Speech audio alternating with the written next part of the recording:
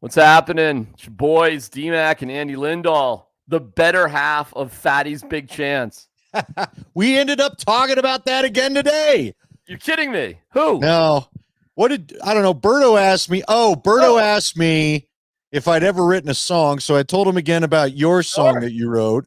Yeah. And then I had mentioned that we got it. I said we might get it going again someday.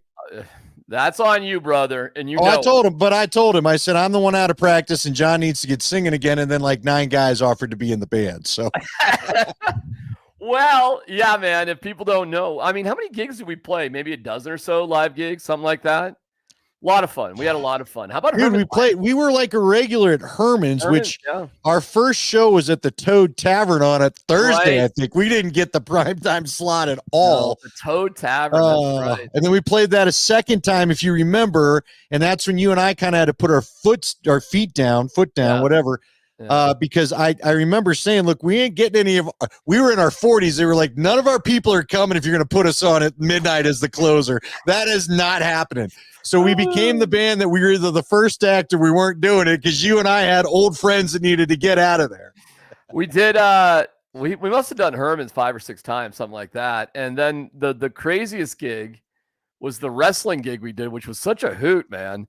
That was my favorite. I don't know about you. That was the stress-free one. I thought that was so much fun. We were the house band for a local wrestling match. Dude, Danger Dean, if Danger Dean's watching, because I know he's such a fan of yours, shout out to Danger Dean. We did, I guess, I forgot. John wrote a song, and I kind of changed the chord. Unstoppable was John Hoag's song, our singer, and I kind of put some Offspring-like power chords to it. And Danger Dean walked out to his match live to our song. It was great. It was nuts. It was awesome. Danger Dean was like when I was at My 99.9, which is like a chick station. Hey, there's Kaner. Look at Kaner. There he is. What's going on? What's up, brother? So we're just talking before we get into the Broncos. We're just waiting for you. We were just talking about the band Andy and I were in, and hopefully we still play again. But this guy Danger Dean was my stunt boy in Colorado Springs at a morning show. I gave him that nickname, and he was, well, who would know that I give him the nickname to be the stunt boy for the radio stuff? He embraces the name and becomes a local legend as a wrestler under the title Danger Dean. And if you want to hoot, look up some videos, Danger Dean wrestling, whatever. And that dude was like an intern for me. Well, but he ended up being a pretty good damn wrestler, which is crazy. Like a professional wrestler. And when we're talking wrestling, Kane, so I knew Mercury Yaden, who ran that Rocky Mountain Wrestling League. We're talking WWE style, Kane, not Greco-Roman. And it was weird because DMac and I, we played this. What was it called? Like you guys kept telling me it was at the courthouse or something. And I was like, are we legit in the courthouse downtown? And it was weird because it was all stacked up like some 80s video with people leaning over the railing and yelling at us and all this. I mean, it was DMac and I were saying it was the most fun gig we probably played. And it was just a night full of nuttiness, man. They were like really wrestling. It was some of the guys were not as good as others. That was the first night, DMac, where I go, all right, now I see how the pros, like one guy's doing the old, his face is going out of screen before the contact really gets there. It's like, hold it another second, bro. That was you were a little too early with your smack, but it was a lot of fun. You would get this, DMac. It's the catcher who's maybe a high school catcher who does the framing and the ball's over here and he gives you one of those and you're like, all right, let's talk about the Broncos. That's why we're here. And let's start with Sean Payton. Sean Payton's opening statement today. A lot of the install was 2-minute. And we still have normal practice, so we had a lot of third down work. We had quite a bit of run period work, nickel run and base run, and then finished practice in the 2-minute situations, which, look, every game ends, you guys see it, every half ends with someone in a 2-minute drill, and most of the games end in a 2-minute drill. And so there's so many situations. Today we're at the end of the half, so, when you do end of game, usually they want to hear need 3, need 7, or, there's a goal in mind. End of half, not so much so. You're thinking field goal initially, and then maybe if you get down there a little earlier, you might get aggressive. But so we have a lot of work to do still there. Any questions? All right, well, there you go. And I don't know, man. I think it's Bo Nix's gig, frankly. I know we're set up for like this big practice tomorrow. Kaner, what are you seeing out there? I think the same thing. Like, the question I asked today, and this is what I don't have an answer to, is he's going, I think most people can agree he's going to start at some point this year, correct? Yeah. Like, it's not like he's going to sit the entire season. So we were talking to Lakewald yesterday, and the question is he goes, he doesn't look like he's ready yet, and I don't know if any rookie really does. But to me, it's like the season's in a month. You know what I mean? So let's say he starts week 6. So 2.5 months he's ready, but not a month from now. That's what I don't quite understand. And I think it's just something like recognize where you're at. You're in a rebuilding phase, and live through sort of the lumps. And just a general sort of sentiment that I have when it comes to rookie quarterbacks is, if the guy is going to lose confidence because he makes mistakes as a rookie, he's probably not going to be that great anyway. And Bo Nix seems to have a good head on his shoulders. I just think rip the Band-Aid off, get it done week 1, and just let him play. Andy? You guys are saying everything I felt, and then I just talked to some people today. Because, again, I was sitting in the tent. We all know how it goes. I want to make it very clear. I was at practice. I caught a few things. But I didn't need to watch practice the way we like to, right? Where you get in there and you're real sure about the reps and you're seeing the whole thing. He did not have a good day today as far as the getting the plays out, getting to the right, I mean, it's the small stuff, right? And what I do want, and here's the thing. In a perfect world, how about I put it this way? In a perfect world, yes, he's ready to go game 1. We get 17 games because he stays healthy. And we have a good read on what this is and what is going for. And even if they lose a bunch with a top 5 pick, he proves to us he truly is the guy. You go get a left tackle. You go get a, Roma Dunze or your favorite receiver, a stud. You go get something to help him next year with that top 5 pick. Right. That to me is the perfect scenario. I don't give a damn about record this year, just like the rest of us. The problem is it's pro football, and they do. And what I thought was interesting, and I used Tyler and I used Coach Sanford, and if he jumps on later, we can have him do it again. But Dan Orlovsky, as I watched the morning ESPN talk shows, which is kind of my routine, he's really been trying to push this with Caleb Williams, and Bo Nix is in no different a situation. Both these guys ran college offenses where this was the play call. I'm looking to the sideline, and everyone's looking at the signalers and the sandwich boards and all this crazy stuff. So I had Mike Sanford. I guess it was Wednesday or Tuesday, spit out a play call for me. Then today, as I was finishing up Dempsey and Company, Tyler showed up. So I had Sanford spit out another one, and I asked Tyler, how was he talking to you? And Tyler, of course, breaks down the 2 or 3 things, and then they disagreed about a certain. Tyler's like, "What's 8? We didn't have 8 in our thing. It was like 8 Zoom fly or something." And Bo Nix is trying to learn Mandarin compared to what he just has been speaking. And so to me, I don't think anybody has to be discouraged if it's too much for him, even just getting the play call right. Because if you screw up a number or a word that is still in the offense, well, then you've screwed the play up. Then a receiver does something. You know what I mean? Yeah. So if Sean Payton gets to the start of the year and decides, all right, I'm going to take 4 games with Stiddy, let the kids see how it's going to be done, whatever, I'm not going to get frustrated by that, because we've just had some moments this week where you remember Bo Nix is a rookie. He's got a lot on his shoulders other than just throwing that football. And I don't think he's playing. I think he's thinking. And I've never had an athlete tell me that their best comes out when they're thinking. Well, today was interesting because they were hard on the players on purpose, as Payton explains. Really wanted to harp on all the details today. We even as a staff just met with them, and I said, I'm not going to use the word, but I want to be on there about everything. Today was that like stone in the shoe day coaching, and it's part of the discipline of playing, and for to find the right 53, it's not just physically the talent, it's the mental toughness, the fortitude, all those other things. Can you be challenged? Can you be coached hard? How do you react? That was part of today. You had a couple guys out today. Yeah, I mean, we saw it today, guys. Like, we saw a player get yelled at and then yell back at a coach, and then like that shit was going on. Like it was a hot day out there, and there was this, hey, stop, let's do that segment all over again. So, all right, man, that's good stuff, right, Brett? I mean, you need that sort of, I guess. I hate stupid yelling coaching. I think that is counterproductive, but I'm all right with guys being tough just to get everybody's attention.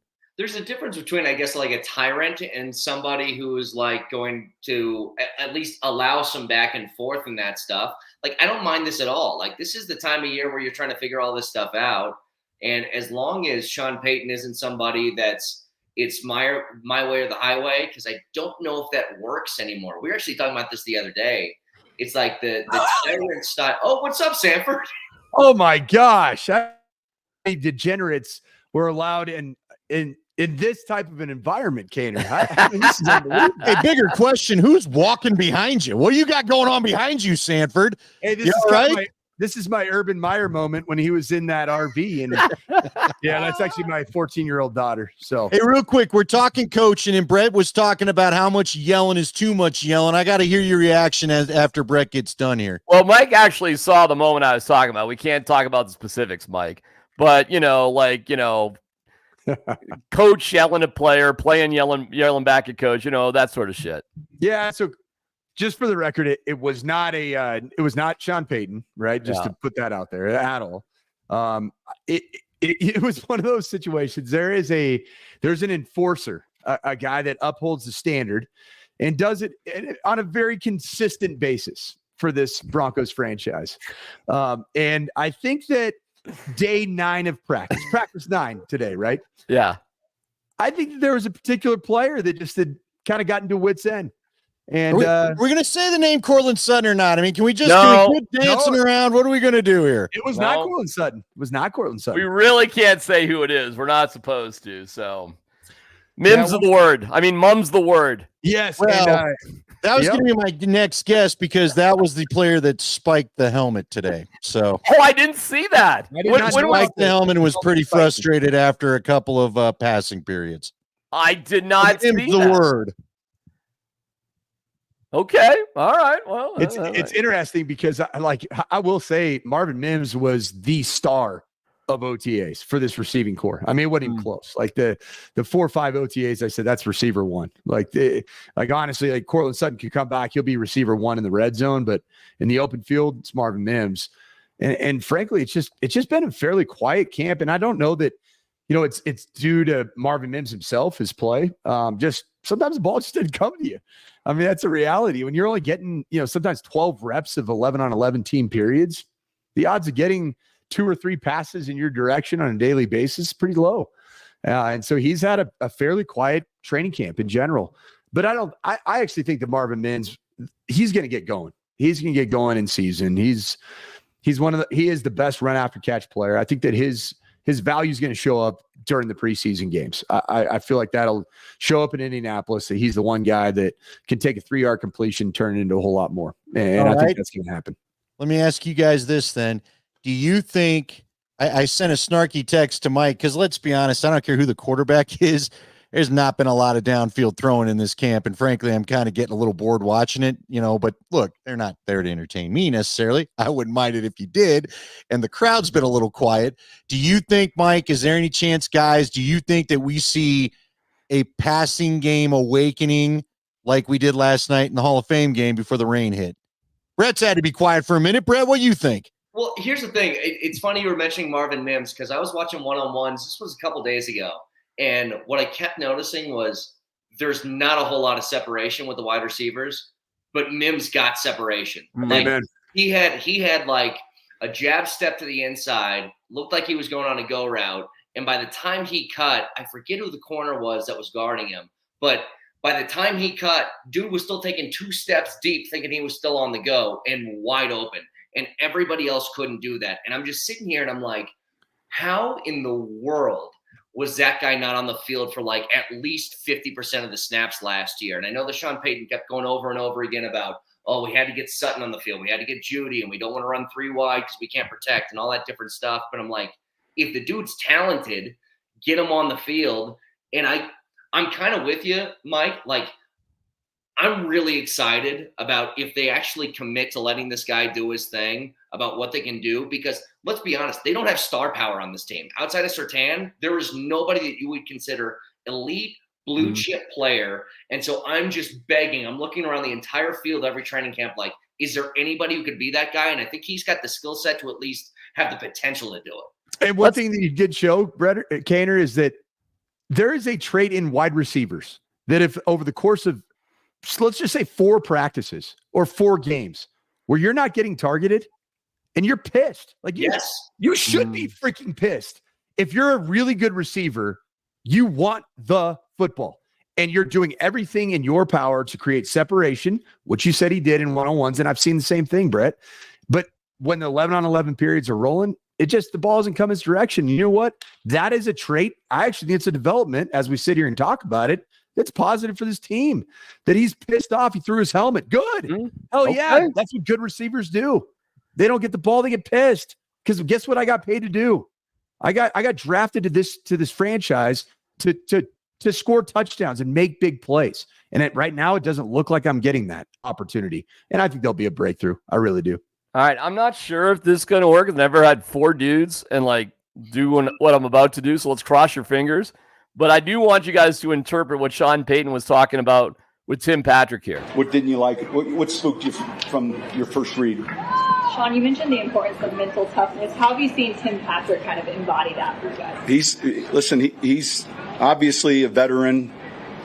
I'd say with a lot of grit, with what he's overcome.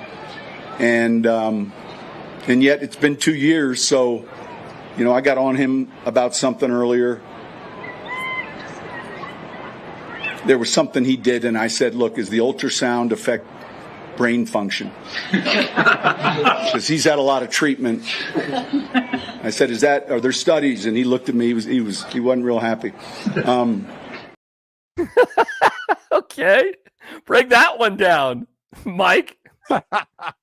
I think he's just having some fun, with a veteran. And so that's a good thing. That's a good joke. I do. I think that's almost a bit of a joke of endearment, kind of poking fun at a guy that he knows is really one of his leadership, guys in the locker room. I mean, I've heard a lot in having those side conversations with people that are in the inside of what's happened with the Broncos over the last 2-3 years. And Tim Patrick's been a player that if things aren't going the way they should be going, he's the guy that will step up and speak up and say, this is not okay. And I think that his presence the lack of his presence has been felt. Now, I think there was another clip that I don't know if you guys already played it from Tim Patrick's interview that said that he basically said, I didn't take mental reps last year, which was really weird. Did you guys see that today? I don't have that clip. I do and I don't. I don't have it ready. I know what you're talking about. Yeah. Though, so, yeah. Basically, the quote went, did you spend last year taking mental reps, going through the exercise of getting ready for this year? And he said, nah.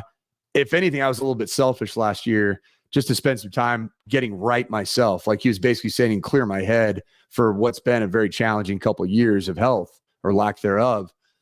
I actually saw a moment in practice a couple of days ago. Cortland Sutton actually was talking schematically with Tim Patrick about some nuance of some play. And I watched it. It was awesome because I heard the dialogue, and I won't talk about the dialogue for obvious reasons, but it was like one of those moments where you saw Cortland's been doing this in Sean Payton's system for a full year. TP's like pretty much brand new to Sean Payton's offense. And, maybe I think more grace needs to be extended with Tim Patrick with regards to him making the roster or not. I think the value of him being that leader, the guy that'll call out everybody and be the alpha in the room, that's probably the one candidate you do have in the room that will hold everybody in the receiver room and all the skill players to a standard, showing up and producing in practice and hopefully in the preseason. All right, let me do something. I do have that. I got to give credit where credit's due to our guy, Andrew Mason. You ready for this, boys? Look at this. I got it for you. Watch this. Go. Come on, Tim. Come on, Timmy Pats. Talk. Talk, you jerk. Come on, you're killing me. You're worried. What are you doing, you pissed? The situation I was put in is a situation that doesn't happen too often. And I focus more on, obviously, me during the time I chose to be selfish, focus on me, my mental, and making sure that I came back a better version of myself. Okay, well, that's it right there, right? Yeah. Can I ask I you don't something? Like, is this a bothersome thing? Because maybe it's the softy that's in me here. For 2 straight years, that guy's been on that same practice field and suffered a season-ending injury that's required a whole bunch of rehab and a whole bunch of mental anguish and all that stuff. And part of me is shocked that he's still here. I thought when he went down last year, that was it. He was done. He was going to move on. And I couldn't imagine 2 years in a row, the exact same field that you had lost your season before anything started. I almost can't blame him for feeling like, you know what? I took a little me time in the offseason. No, Andy? especially when you're trying to come back from 2 career possibly altering injuries. Guys, man, your boy Nate Jackson, my favorite. I mean, it's a sad story, so it's not my favorite that way. But you want to talk about a guy that tells you how honest and how sucky the rehab life is, how you feel like you're not part of the team. Read, what was it? Slow to Get Up, I think is the name of is the name of his book. And it was incredible because he talked about not only in the NFL where you're the first guy in, then you got to get out of that rehab thing. You're in at 6 a.m. because they got to actually get the guys healthy that are going to play. He talked about it going on in the World League. And I think Tim Patrick, man, it's a dark place, especially at his age, and especially when you're not sure if you're the franchise's guy. So I'm with you, Brett. I'm okay that he took a little time to himself because I'm sure he was questioning, do I even want to do this anymore? By the way, just real quick, now that we talk a lot of Rockies, but Charlie Blackmon was running to first. There was a ricochet ball that went off the glove. It looked like a shoulder and then right into his eye, and he is getting shiner. He just left the game. I mean, it's as much of a shiner. It's all black and blue here. He's bloodshot in the eye. They're checking blurred vision. He's still in the dugout, but he's heading back. But Chuck Blackmon may be heading to a little time off himself. I've never seen a shiner form that quickly in any sport. Yeah, that's rare. That's usually baseball. The next day, right? I mean, Kenny, you probably playing some baseball. You probably wore a few on the old eye in your day. You know, I mean, usually it shows up the next day. It's interesting. Yeah. I just caught it in the nuts. I just, but nobody wears a cup. Well, that's because it was a slow ground ball that, had you been bigger, it might have gone between the wickets. But Bo needs to win tomorrow. True or false, Kane? Tomorrow?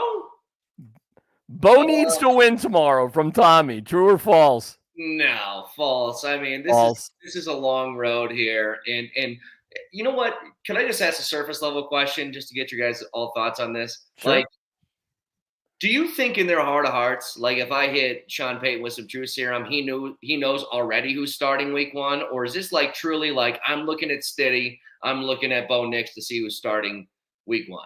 I'll tell you this, and Mike, I want you to jump in here. DMac, we've all been of that thought process. I heard a couple things today that make me wonder, again, if the play calling stuff is a bit of a problem and he's thinking and not it's sooner or later, they're going to want to see him challenge the middle of the field about 15, 20 yards out, which didn't happen a lot with him or Stidham. One of those guys got to start extending the field a little bit.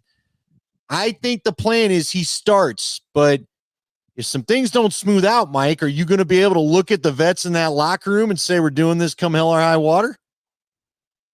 I think you will. And I think you hear the vets get interviewed and every one of them gets asked, whether you're a defensive tackle or an offensive guard. The media and local media always ask the question, what do you think about Bo Nix? You're a rookie quarterback. And the company line is they love him, and he's definitely the kind of personality and the kind of person he's not going to be in the spotlight for the wrong reasons. He's not a me guy. He's a worker. He's a grinder. Those are all things that I've verified from people that I know on the coaching staff at Oregon. So I think that this is a collision course that is inevitably going to happen, and it should happen because he is the face of this franchise going forward, for good or for bad. And the question that was posed, or actually the comment by Tommy, Bo needs to win tomorrow. I would personally change it to win tomorrow, because I think that Bo is going to get the right of first refusal. He's going to get the best with regards to the reps that he's going to get. He's going to get, I think he'll have scripted plays that are designed to fit his skill sets. And that's okay. I don't think, like, I think part of me would say that might be like a tinfoil hat. Sean's rigging this deal. He should rig this deal, because he drafted him 12th overall, and he drafted a quarterback in a quarterback-starved town. So I think you do everything in your power to build the confidence of Bo Nix and to have him ready to be the day one starter. Because frankly, guys, there is not another. Jarrett Stidham is not a talented enough quarterback to be worthy of being a day one starter in the National Football League. That's a reality. I was talking to somebody that you know as well as I do, who's very close with Sean. I know. I know the quote. Okay. We've all been told the quote. I think what is happening is Sean Payton is like, see, I told you guys so. Like, I told you he was good. So it's like, I don't know. I guess we could try something else. But listen, man, I told you. So I think that's what it's all about. I think it's always been Bo. And I think Sean Payton is kind of like, well, okay, we can try some other things here. Zippity-doo-dah. But at the end of the day, come on, man. But it's not really a competition, and let's just stop and name him. I know, but then name him the starter and let's quit rotating reps. I think it's going to happen. Over with. I think it's going to happen on Monday, guys. Hey, I hope you're right. There's my hot take that, we're going to see. Listen, what haven't we seen this week? I mean, give me a break, okay? And we'll see it again tomorrow. What do you think? Bo Nix is going to fail tomorrow? Hell no. And he's certainly, listen, I'll tell you this, man. If I'm Zach Wilson, Brett, I'm fucking going for it. He has been. Well, I would go for it even more in this situation, Brett. Seriously. Yeah, but it's not going to matter, DMac. It's not going to freaking matter. Is your name Brett? But it's not going to matter. It's not going to matter. Doesn't matter. Here's the thing that I've never understood about the Zach Wilson thing. And I know he's like, it's that old – number 2 overall pick, so you get an extra opportunity that somebody else wouldn't, and blah, blah, blah. The bizarre thing to me is if you pick the one quality, the one thing that Sean Payton hated the most about Russell Wilson, hanging on to the ball too long, running into sacks, and I'm like, did any of you guys watch Zach Wilson last year? Because that's exactly what his problem was. He ran like 15 yards backwards before he let the ball go.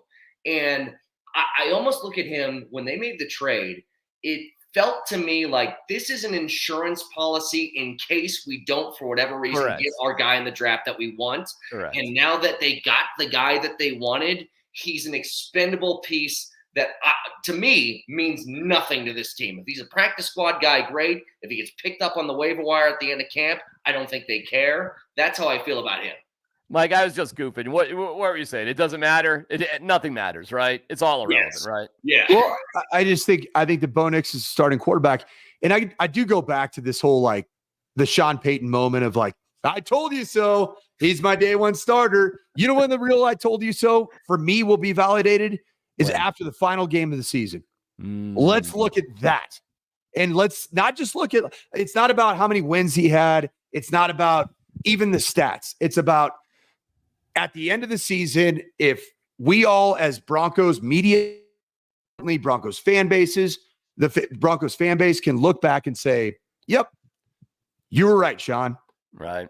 That's what's going to really matter, in my opinion, because there are a lot of people that have drafted quarterbacks and gone through this fictitious quarterback competition in training camp and then anointed the starter, and it didn't go very well. And it's not about the wins and losses. It's about what you see between the white lines. And if this quarterback has what it takes physically, with the physical attributes, to be a top, for me, if Bo Nix is a top 15 starter in the National Football League in the next 3 years, job well awesome done. Job well done. Well, if he's a top 15 guy, Andy, he's going to be making $50 million a year. Yeah. But no, what? 5 years from now, maybe a hundo. Might be a hundo the way these quarterback contracts are going. So, hey, look, if you got to pay a guy finally, I'm all in. Yeah, good. Let's do it. So I'm just tired of operating under the premise there's a real competition here. So let's just stop. Don't rotate, guys. Let's get after it, baby. Let's do it. Let's see how this all jives. I'm in. Hey, I officially owe you guys $5 each because of Andon right here. So there you go. Oh, thank you, Andon. Okay, see me later for your $5. What's the average length of time it takes a rookie to learn the game and become a franchise quarterback? Probably a season and a half. So it's Bo. However, you need plenty of reps to know the next man up is good to go. Fair question. How many reps does it take? Zach Wilson had 34 starts. What do you guys think, Andy? How many starts do you think you need? To know the backup's okay? No. To know you're the guy, man. You're the franchise guy. A rookie starter, yeah. Yeah. You know what? That is a great question. And hey, we're about to watch it with Jordan Love. I love Jordan Love. I know how much Mike loves Jordan Love, but we've seen some sophomore slumps. We've seen guys put a season together and not be able to really repeat the success the next year. Jordan Love's doing it with so many young players. I don't think that's going to happen for him. But you know what? Let me see another season of it. Look, I think to his question, I think to Andon's question, think about this. Jalen Hurts. We all thought Jalen Hurts was money to the point where the Eagles paid him. And all of a sudden he won money last year. Now he kind of reverted to his mean. So yeah, I'd give him I think it's a couple of seasons at least, right? Brett? Yeah, I think so. Here's the way that I look at it is I think Josh Allen is a pretty good test case. Like if you look at his numbers and you look at his rookie season, they aren't going to blow you away. You might think he's actually pretty bad numbers-wise his rookie year. But I think the goal is you have to have a certain number of plays, and I don't know what that threshold is, but a certain number where you look at it and you say, that's where the talent is. Because my fear this year with Bo Nix is that, look, man, every situation's different and success isn't linear, and you can't just take somebody, pluck them on another team, and just say he would be the exact same guy.